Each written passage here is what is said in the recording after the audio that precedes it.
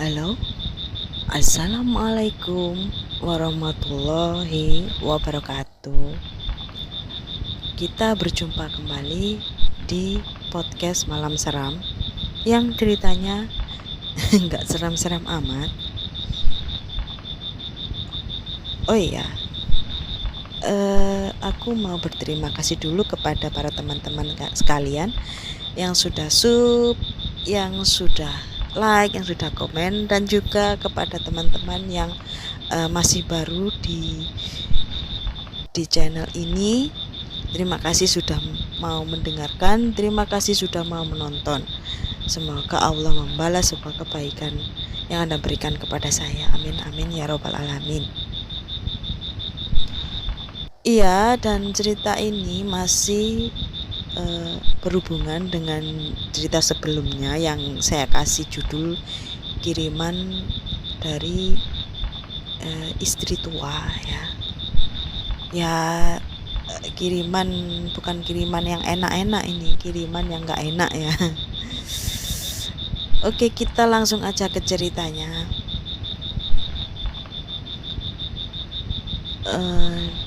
Dulu ada namanya Pak Wanto dan Bu Wanto. Pak Wanto dan Bu Wanto ini dulu itu sangat miskin sekali. Perekonomiannya itu hampir minus, nggak ada pendapatan sama sekali. Bahkan Pak Manto ini nggak ada pekerjaan gitu buat Pak Manto. Dan akhirnya pada suatu hari dia itu diajak oleh temannya untuk bekerja di sebuah seperti membangun gedung gitu ya, di daerah di tempatnya. Dan pada waktu itu ya lumayan, Pak Manto tiap minggu bekerja selalu selalu rutin gitu, nggak pernah sampai libur, nggak pernah libur sama sekali gitu. Sakit pun dia pun jarang gitu. Akhirnya Pak Manto yang sudah bekerja tadi itu bisa memperbaiki perekonomiannya. Dan akhirnya dengan kecakapannya Pak Manto ini, dengan kepintarannya, dia pun dipercaya untuk menjadi asisten gitu dari pemborongnya. Dan setelah beberapa tahun akhirnya Pak Manto menjadi pemborongnya sendiri. Dan sekarang pun dia itu mempunyai beberapa cabang yang semuanya itu dimiliki oleh Pak Manto tadi. Dan sekarang Bu Manto pun juga berkembang pesat perekonomiannya. Sekarang dia itu mempunyai bisnis catering ya, catering dan kos-kosan. Jadi dia itu seperti membuka kos-kosan dan juga ada seperti sistem catering gitu.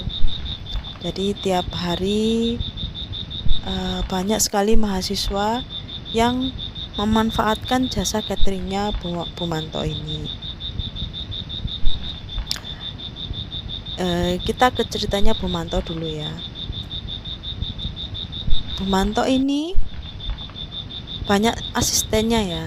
Ada asisten yang buat dapur, ada asisten yang buat siap-siap, ada asisten yang luar gitu.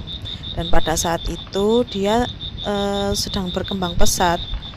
Jadi untuk mengantar paket makanan ini tadi, dia harus membutuhkan satu orang lagi agar bisa membantu kelancarannya. Dan akhirnya ada salah satu asisten ini yang mengusulkan supaya dia ada saudaranya yang mau bekerja Akhirnya ya Bu Manto ini percayalah sama asistennya tadi yang sudah lama bekerja di situ ya. Akhirnya dipanggillah saudaranya tadi dari kampung, karena rata-rata mereka yang bekerja di Bu Manto ini dari kampung gitu. Dan setelah bertemu dengan saudaranya asistennya tadi ini, kita sebut saja namanya Sinta ya, langsung seneng gitu loh, nggak ada kata-kata lagi oh kamu harus aku coba beberapa hari dulu, nggak ada, oh ya langsung kerjalah gitu. Dan Sinta pun ya senang gitu, karena makan pun dia ndak kurang, bersih juga di badannya, maksudnya itu nggak kotor-kotor kayak di pabrik gitu kan. Terus makanan juga kita nggak beli, kita makan gitu, dan gajinya itu bersih gitu loh, nggak ada potongan apa-apa. Tempat kos pun itu punya Bu Manto sendiri, jadi nggak usah bayar. Dan Sinta ini seringkali diantarkan juga sama Pak Manto, karena kadang juga sopirnya itu mengantar ke tempat lain ya, dan Bu Manto ini juga memakai jasanya Pak Manto untuk mengantar ke lain tempat gitu. Seringkali juga Sinta ini berjalan bersama dengan Pak Manto.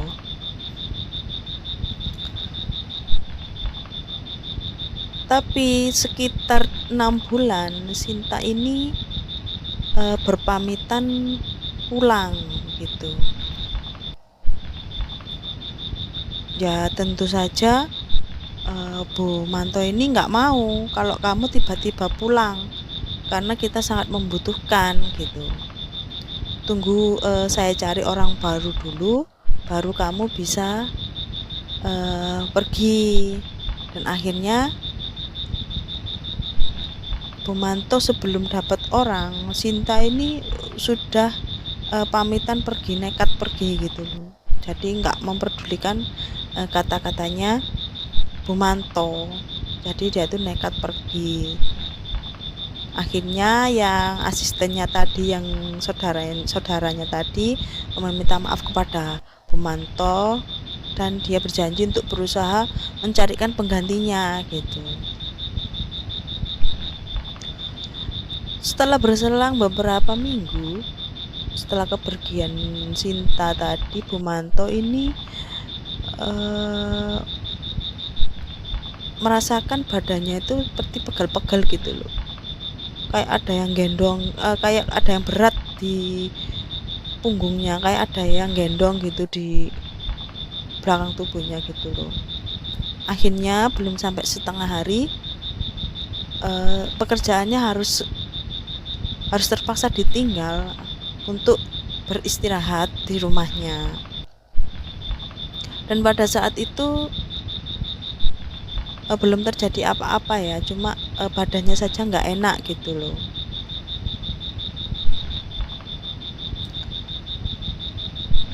Berselang satu bulan, tiba-tiba ada suatu kasus ya, yang membuat cateringnya Bu Manto ini tutup. Kasusnya itu saya nggak tahu, kalau nggak salah itu ada seseorang yang komplain waktu catering itu basi atau gimana gitu. Akhirnya ya tersebarlah itu ceritanya ke seluruh langganan-langganannya. Akhirnya nggak ada yang pesen, dan usaha dari Bu Manto ini tutup.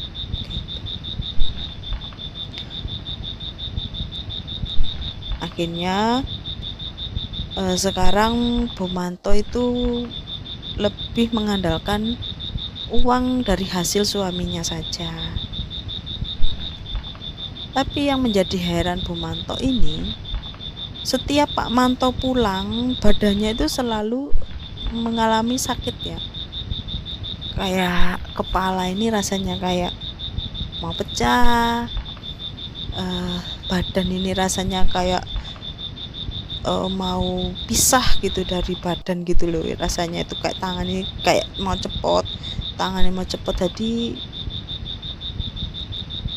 Bumanto hanya beristirahat di tempat tidur aja, jadi tidak bisa melayani Pak Manto secara ya begitulah gitu loh. Dia itu merasa seperti dia ini wanita apa sih gitu, seperti kayak orang itu kepercayaan dirinya menurun, sering melamun gitu, dan anak-anaknya pun nggak keurus gitu. Dan Pak Manto pun menyadari ya akan hal itu, tapi pada suatu saat pun dia itu merasa seperti nggak ada apa-apa, itu marah gitu loh sama istrinya, itu seperti kepingin marah terus sama Bumanto ini, tanpa ada masalah mereka pun selalu bertengkar gitu. Akhirnya Pak Manto pun seperti kayak nggak kerasan lagi gitu di rumah, akhirnya dia keluar gitu.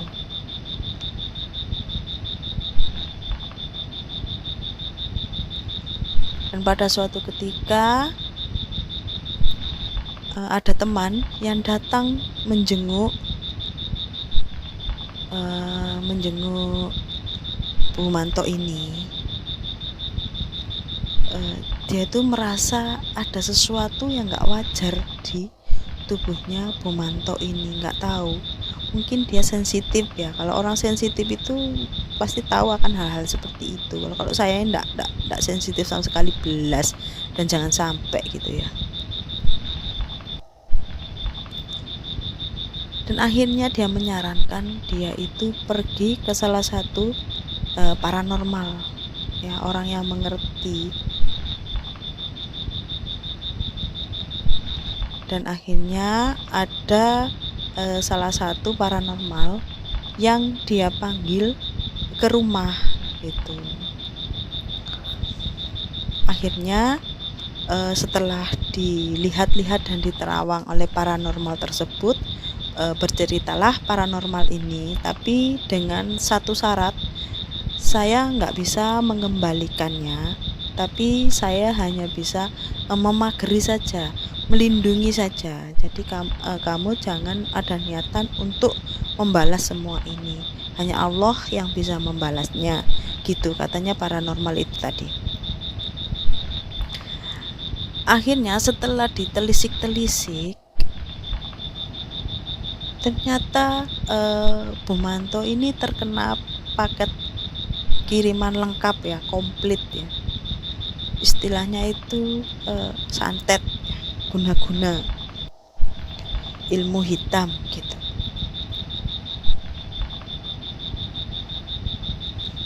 Dari siapakah itu? Ternyata kata paranormal, kita jangan asal percaya, tapi saya tahu ini dari mana. Ada seorang perempuan yang berinisial S dan belakangnya I, yang sudah mengirimkan santet ini pada ibu dan juga kepada bapak, dengan tujuan dia mau menguasai suaminya. Dia mau merebut Pak Manto dari Bumanto dan juga merebut harta yang dimiliki oleh Pak Manto itu, dan membuat Pak Manto itu benci kepada Bumanto dan supaya segera diceraikan gitu loh. Dan akhirnya setelah diterapi beberapa kali, ditolong ya sama paranormal tersebut, akhirnya lambat laun Bumanto ini sehat kembali gitu loh. Alhamdulillah bisa sehat kembali, bisa beraktivitas kembali. Dan Pak Manto pun jarang sekali keluar sekarang, tapi sering keluar, tapi sekarang nggak sering. Mungkin sekarang bisa bicara. Kalau dulu itu Pak Manto itu cuma bisa marah-marah saja gitu, nggak pernah berkata-kata, cuma marah gitu, apa sedikit gitu marah gitu langsung pergi gitu. Tapi pada waktu Pak Manto datang pulang, Bu Manto ini sakit gitu loh. Tapi waktu ditinggal Pak Manto pergi kemana gitu, pokoknya nggak di rumah, itu rasanya reda gitu sakitnya tadi. Dan akhirnya Pak Manto pun juga kembali sadar sebenarnya apa yang terjadi. Dia pun paham gitu, dan dia pun mengaku kepada Bu Manto bahwa dia ada hubungan dengan yang berinisial S tadi ini. Pasti teman-teman kalian sudah menerka ya siapa tadi itu kan. Dan akhirnya si S tadi yang mengirim paket lengkap tadi ke Bu Manto, sekarang dia pun mengalami sakit yang sama yang dialami oleh Bu Manto. Dan akhirnya selang setahun ya, ada kabar dari saudaranya itu tadi, si S ini meninggal dalam keadaan sakit, dan meminta tolong kepada si S ini agar pesannya tersampaikan kepada Bu Manto dan Pak Manto. Dia mengatakan dia meminta maaf atas semua yang dilakukan sama Bu Manto, sama Pak Manto, sama keluarga Pak Manto begitu. Meminta maaf atas segalanya. Ya akhirnya meninggal dunia gitu. Dan akhirnya usaha dari Bu Manto tersebut semakin besar ya. Bahkan dia dipercaya sebuah kampus untuk mengurus semua cateringan yang ada di kampus tersebut. Jadi bertambah besarlah usahanya Bu Manto, dan Pak Manto pun sekarang juga bisnisnya banyak, nggak cuma di pemborong aja. Dia pun juga bisnis buka apa itu yang buat mobil itu loh, yang buat jual beli mobil itu loh ya, itu apa namanya itu lupa aku. Ya gitulah, sekian dari saya. Semoga kita bisa mengambil manfaat dari cerita saya ini. Yang pelakor-pelakor ya mundur dulu ya. Sekarang banyak sekali yang modelnya ceritanya macam itu. Tapi ini kisah nyata ya, dari teman saya sendiri gitu, tetangganya yang seperti itu gitu. Oke, sekian cerita dari saya. Nantikan cerita saya selanjutnya. Jangan lupa pencet tombol berlangganan agar kalian tahu setiap saya mengupload video yang baru. Terima kasih. Kita bertemu lagi di video saya yang selanjutnya, yang terbaru. Wassalamualaikum warahmatullahi wabarakatuh.